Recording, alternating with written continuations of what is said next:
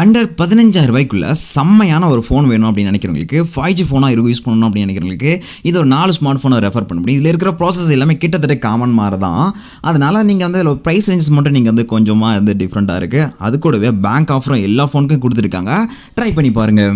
நம்ம முதல்ல பார்க்கக்கூடிய ஃபோன் மோட்டோடைய G34 5G phone. And then பார்த்தீங்கன்னா இதில் 8GB ரேம் இருக்குது, 128GB ரோம் கொடுத்துருக்காங்க, 6.5 inches full HD display and 5000 மெகாம்ஸ் பேட்டரி கொடுத்துருக்காங்க. அது கூட நமக்கு 50 மெகா பிக்சல் +2 மெகா பிக்சல் நமக்கு பேக் கேமராவும் 16 மெகா பிக்சல் ஃப்ரண்ட் கேமரா வந்து கொடுத்துருக்காங்க. ஸ்னாப்டிராகன் G95 G4 அப்படிங்கிற ஒரு ப்ராசஸ் யூஸ் பண்ணிட்டு இருக்காங்க.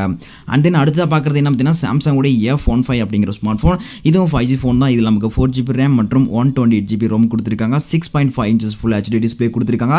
இதில் நமக்கு 6000 மெகாம்ஸ் பேட்டரி கொடுத்துருக்காங்க. இதோட கேமரா பார்க்கல நமக்கு பேக் சைடில் நமக்கு 50+5+2 அப்படிங்கிற 3 கேமரா கொடுத்துருக்காங்க. ஃப்ரண்ட்டாக பார்க்கல நமக்கு 13 மெகா பிக்சல் தான் கொடுத்துருக்காங்க.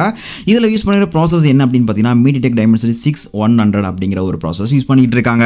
அடுத்த ஒரு ஸ்மார்ட் ஃபோன் ரியல்மியோடது Realme Narzo 60 அப்படிங்கிற ஒரு ஃபோன் தான். இதில் 5G phone and 8GB RAM 128GB Rome கொடுத்துருக்காங்க, 6.4 inches full HD display and 5000 மெகாம்ஸ் பேட்டரி, 33 வாட் ஃபாஸ்ட் சார்ஜிங் வசதியும் கொடுத்துருக்காங்க. இதில் நம்ம கேமரா பார்க்கல பேக் நமக்கு 64 megapixel, front 8 megapixel கொடுத்துருக்காங்க.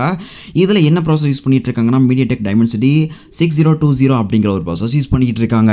ஸ்மார்ட் ஃபோன் ஓப்போடைய A59 அப்படிங்கிற 5G ஃபோன் தான். இது நமக்கு பார்த்தீங்கன்னா கிட்டத்தட்ட 6GB ரேம் 128GB ரோம் கொடுத்துருக்காங்க. அது கூட நமக்கு 13 மெகா பிக்சல் மற்றும் 2 மெகா பிக்சல் பேக் கேமராவும், ஃப்ரண்ட்க்கு வந்து 8 மெகா பிக்சல் மற்றும் 5000 மெகாம்ஸ் பேட்டரி, 33 வாட் ஃபாஸ்ட் சார்ஜிங் வசதி கொடுத்துருக்காங்க. இதில் ப்ராசஸ் அப்படின்னு பார்க்கல ஏற்கனவே பார்த்த MediaTek Dimensity 6020 அப்படிங்கிற ப்ராசஸை யூஸ் பண்ணிட்டு இருக்காங்க. இப்போ பார்த்து எல்லா மொபைலும் பார்த்தீங்கன்னா நமக்கு அண்டர் 15,000 ரூபாய்க்குள்ள உங்களால் வாங்கிக்க முடியும். செக் பண்ணி பார்த்துக்கோங்க.